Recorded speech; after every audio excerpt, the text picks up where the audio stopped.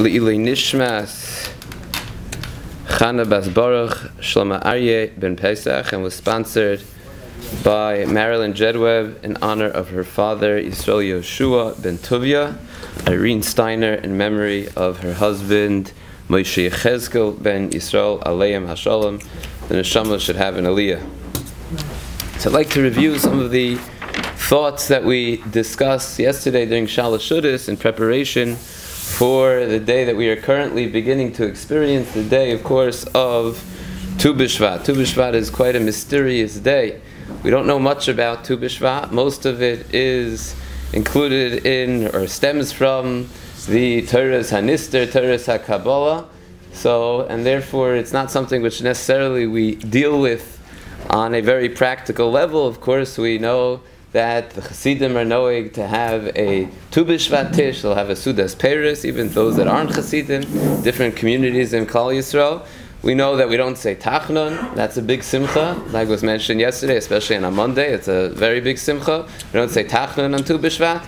And we're not mis'ana on Tu B'Shvat. These are halachas in Shulchan Aruch. You can't be mis'ana on Tu B'Shvat. But what for? What's the purpose? Why are we celebrating Tu B'Shvat? The Mishnah tells us, as everyone knows, that there are many Rosh Hashanah, and we don't celebrate all of them. Of course, we celebrate the Rosh Hashanah, which is a Yom Hadin. That's Aleph Tishrei. But the other Rosh Hashanahs, we don't celebrate. Aleph Nisan, there's no celebration.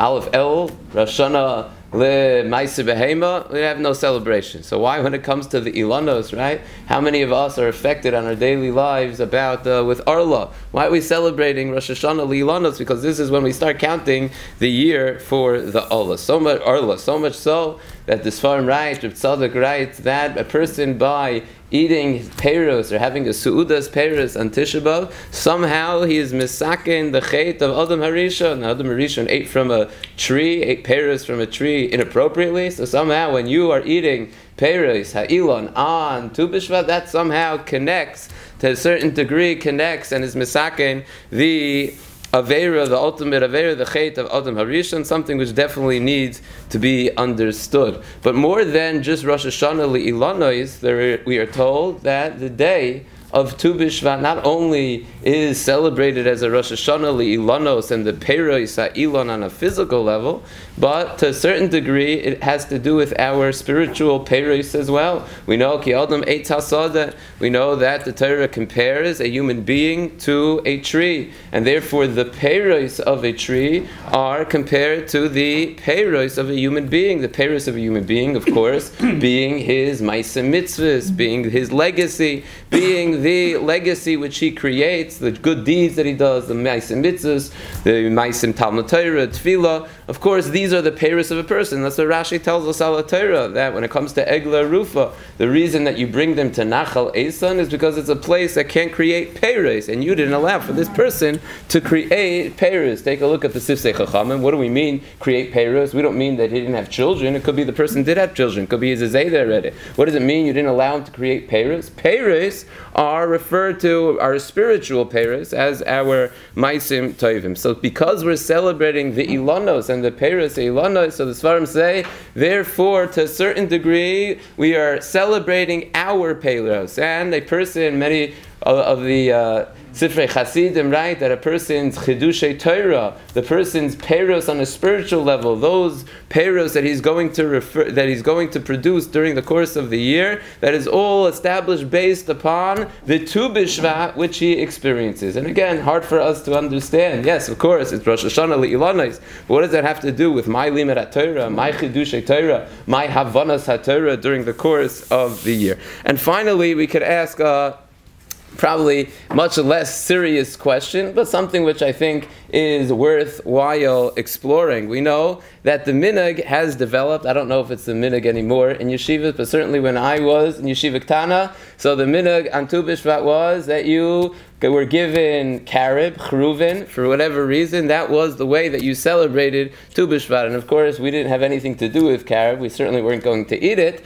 But that was, for some reason, the way that we celebrated Tu B'Shvat. So, Minhag Yisrael Torah here. We have to understand. It would make sense if they gave that from the Zayin Minim. But chruvin, this is the way that we celebrate Tu B'Shvat, with carrot tree, with a fruit which, for all intents and purposes, to an American kid is all but unedible. That's the way that we're going to celebrate Tu B'Shvat. What does it have to do do with Tu B'Shvat. So the idea, I believe, is as follows, an idea which I was originally heard from Rabbi Aaron Lapiansky, and he explains as follows. We have to understand what the concept of Peros Ha'ilan are. Very often we make the mistake of assuming an English definition, and therefore we try to fit the Hebrew, the Lashon HaKodesh, or the Lashon of Chazal into our English definition. So we know what fruit are, so we assume that Peros Ha'ilan, what Chazal meant when they said fruit, was the same thing as Peros Ha'ilan. But the truth is, if you look throughout Chazal, you will see that Peros Ha'ilan means something very different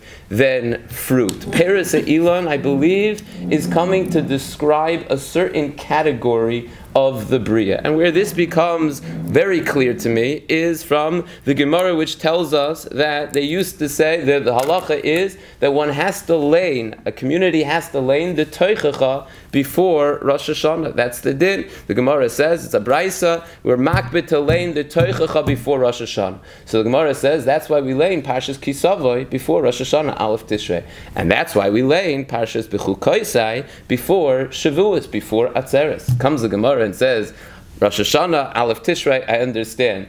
Where do we get this idea that Atzeres is a Rosh Hashanah, and therefore it's a Yom Hadin, and I have to lane Parshas Bechukos and the Teichacha before a Yom Hadin of Atzeres? Where do you get this idea that Atzeres is a Yom Hadin? The Gemara says it's an explicit brisa. The Gemara tells us that the brisa says on Atzeres we're nidoin on Peros Ha'ilan, or Nidon on Peros Ha'ilan. But the question still begs itself. I don't understand. That same brisa says that on Sukkot we're Nidon on Mayim, and on Pesach we're Nidon on Tfuah. So if you're going to tell me that Atzeres is a Yom Hadin and therefore I have to lane the Teicha before, so we should be laning the Teicha before Rosh Hashanah, before Sukkot, before Pesach, and before Atzeres. Why is Shavuos the only Yom Hadin that we say that there we're going to, because we're judged on Peros Ha'ilan? If anything is true, it's more essential the Mayim that we have. Peros Ha'ilan we could leave without. Tfuah is very essential. Peros Ha'ilan, that is the Yom Hadin that we're taking the most seriously, that we're going to laying the teichacha before those peros, set before the din on Peros Ha'ilan. So the truth is that we don't understand necessarily, or we're misunderstanding what the concept of Peros Ha'ilan are. When Chazal refer to Peros Ha'ilan, they're referring to a concept, a category within the Bria. And the category within the Bria that is called a Pri means the final product. A final product is referred to as a Pri. How do I know? You take a look at Meseches Brachas. The Gemara tells us that you make a Boirei Pri Ha'etz on olive oil. Why do you make a Boirei Pri Ha'etz on olive oil? If I squeeze my oranges and get orange juice, I make a shahako. But now I get olive oil out of the olives, I make a Boirei Pri Ha'etz. It's not a Pri, because Pri in the Lashon of Chazal refers to something which is ready to consume, something which is final, the final stage of the item which is ready to be used. That is referred to as Peros Ha'ilan. Before the Chet of Adam Harishon, Rabbi Sai, before the Chet of Adam Harishon, everything that was created in the Bria was in the category of Peros Ha'ilan. Adam Harishon didn't have to do any work.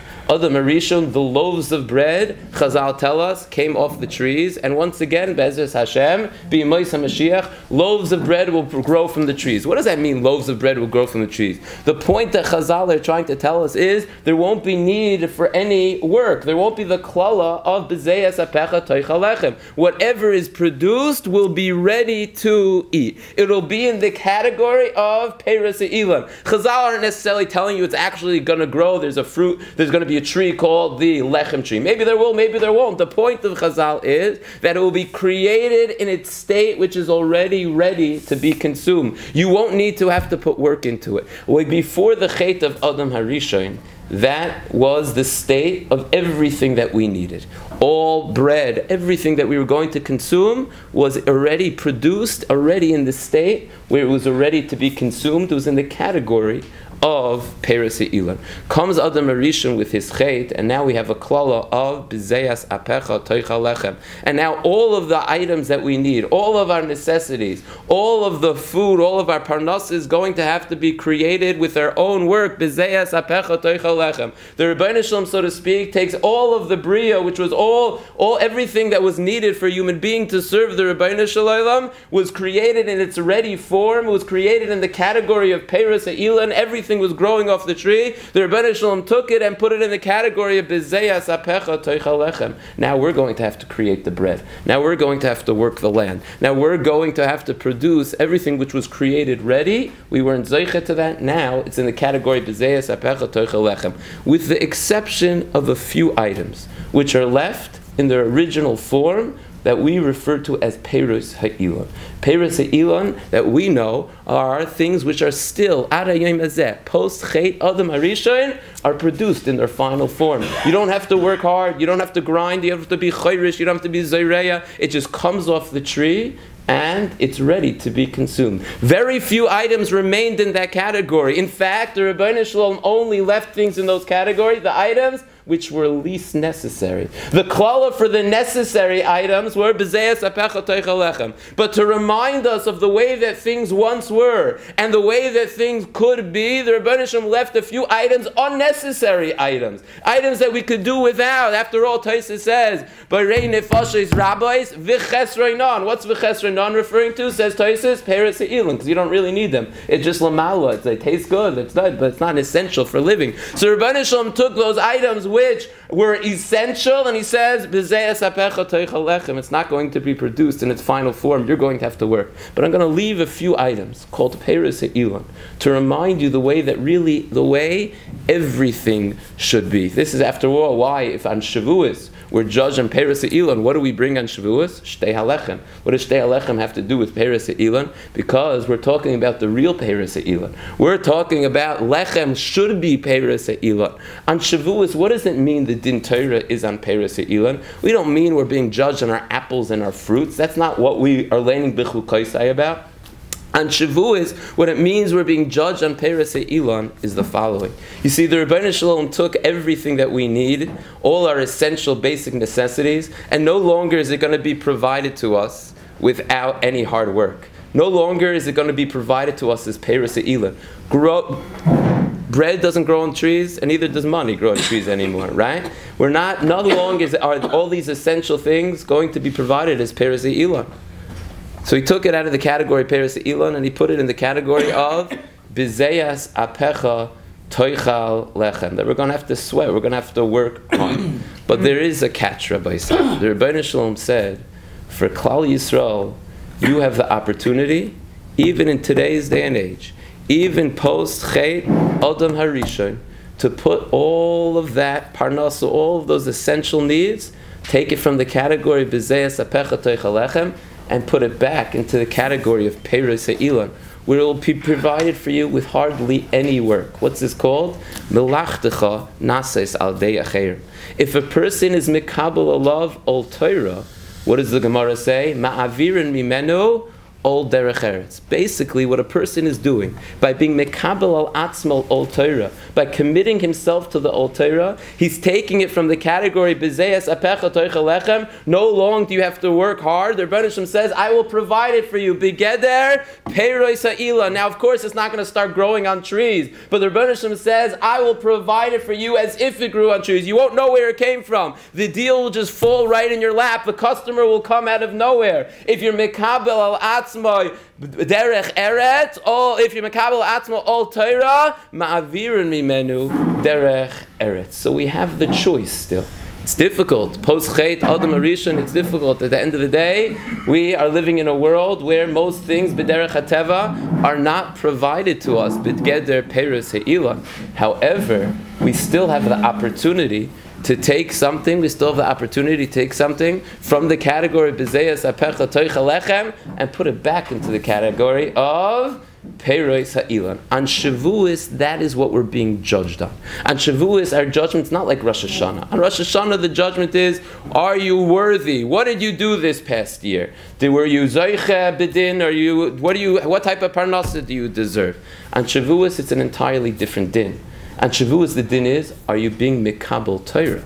And to the extent you're Mikabel Torah, to that extent, Ma'avir Mimenu, all derech eretz. Shavuos is a din on Peiros Ha'ilan. What does that mean? It's a din on what the Rebbeinu Shalom is going to provide for you, already made, without bezeyas apecha toicha lechem. And what does that depend on? That depends on your kabbalas al Torah. This is why we're judged on Peiros Ha'ilan, on the day that we're mekabel the Torah. To the extent we're mekabel the Torah, to that extent the Rebbeinu Shalom is going to remove our bezeyas apecha toicha lechem and provide us with the bracha of Peiros Ha'ilan, and therefore on Shavuos we're judged on Peiros Ha'ilan. This is why we bring the Shtei Alechem. The Shtei Alechem is the ultimate Peiros Ha'ilan, the way it was supposed to be. Kaidem Chet Adam Arishon, where the lechem grew on the trees. You still have an opportunity to live that life where the lechem grows on trees. You won't know where it's coming from. You have an opportunity to do that. You just have to be Mekabel all Torah. That is the judgment that we experience on Shavuos, and that's what Chazal refer to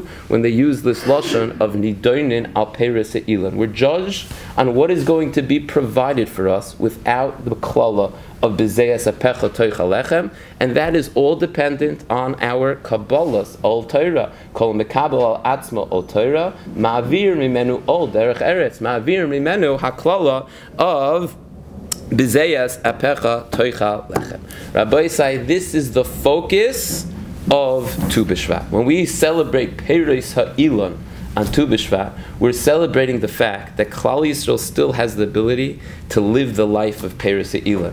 I don't mean the life of Peiros Ha'ilan that we have apples and oranges and we have pomegranates and dates. No, that we have the opportunity to live the life of Koydem Chet Adam Arishon. We have the opportunity to live the real life of Peiros Ha'ilan, where our parnasa is provided for us without Bizeyas Apecha Toicha Lechem, to the extent that we're Mekabel Al Atzmeinu all Torah. When we celebrate that fact, when we remind ourselves of that fact, that's the celebration of Tu B'Shvat. And this is why Tu B'Shvat is, according to Reb Tzadok, a time that we're able to be misaken the chet of Adam Harishon. What does that mean, misaken chet of Adam Harishon? What Reb Tzadok means is we still have the ability to live life pre-chet Adam Harishon, even in the world of Teva. You could live a life of before the chet of Adam Harishon, where things will be provided to you. Begeder Peiros Ha'ilan. Yes, the money will not grow on trees. The bread will not grow on trees. But you will be able to live a life without Bezeyas Apecha Toicha Lechem.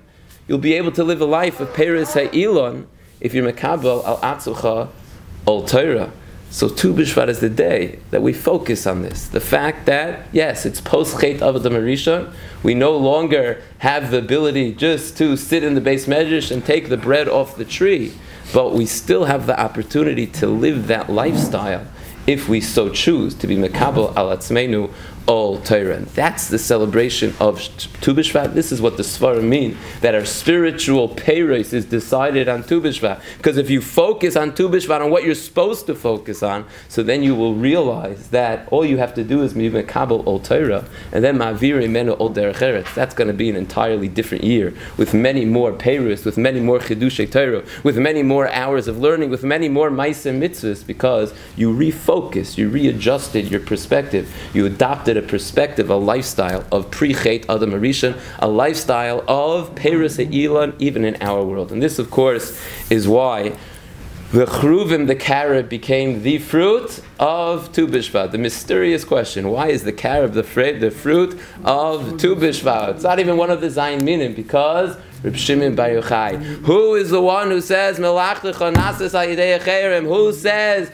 that if you're Mekabel Al Atzmo, who lived that type of lifestyle? Who actually went into the cave and said, I'm totally being Mekabel Al Torah, and the Rebbeinu Shalom says, I'm going to be Ma'avir Mimenu Ol Derech Eretz? Of course, it was Reb Shimon Bar Yochai. And what happens? He goes into the cave. He leaves the Ol Derech Eretz whatsoever. He has no idea where anything's going to come from. And the Rebbeinu Shalom says and gives him a carob tree.